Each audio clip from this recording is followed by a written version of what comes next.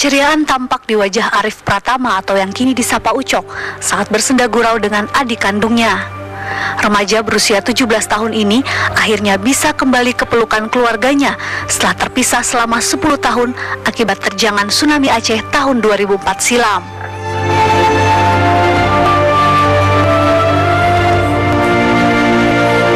Sebelum tinggal di Payakumbuh, Sumatera Barat, Arif mengaku sempat tinggal di Medan, Sumatera Utara. Di Medan inilah Arif mengaku kerap disiksa oleh keluarga yang menampungnya. Kekerasan yang dialami Arif membuat keningnya luka parah karena disiram air panas. Arif pun akhirnya melarikan diri hingga ke Payakumbuh, Sumatera Barat dan hidup sebagai gelandangan. Ibu, itu amakku, itu ayahku bilangnya, itu adikku bilangnya, itu abang, itu aman bilangnya untuk pamannya. Ingat dia.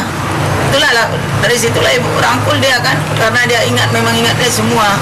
Biasa dia bilang, "Ma, aku mau pulang, ma, aku rindu, ma, pulang ke Aceh, ma." Ya, kita pulang. Berarti langsung dia di sana, Bu, tinggal sama siapa?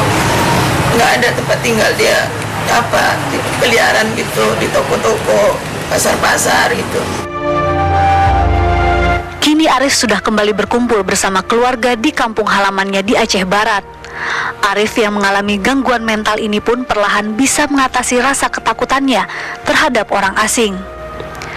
Dari Aceh Barat, Aceh, Haidil Azhar, TV One mengabarkan.